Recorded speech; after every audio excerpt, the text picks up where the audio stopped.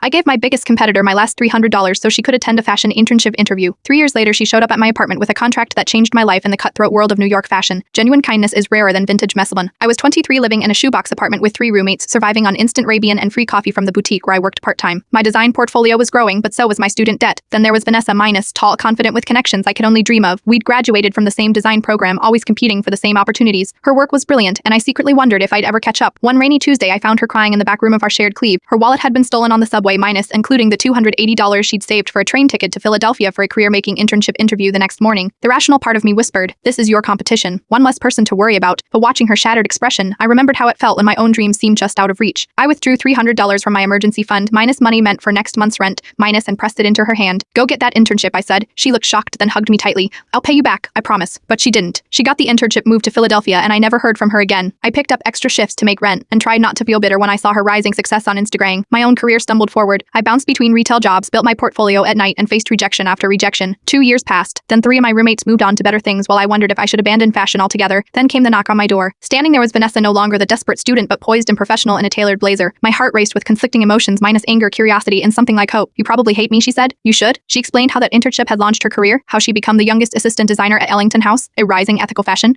brand I dreamed of working for. "I didn't forget what you did," she said, pulling out an envelope. "I just needed to be in a position where I could truly repay you. Inside wasn't cash, but a contract." Ellington was launching a sustainability initiative and needed a textile designer with fresh perspectives. Vanessa had shown them my portfolio, minus had apparently been following my work silently for years. "They want you," she said. I made sure of it. The starting salary was triple what I made at the boutique, but more importantly, it was my dream minus the one I nearly given up on. As I signed the contract with shaking hands, I realized sometimes your competition isn't your enemy. Sometimes the most unexpected person becomes the bridge to the future you've been fighting for, and sometimes kindness finds its way back to you in ways you never imagined possible.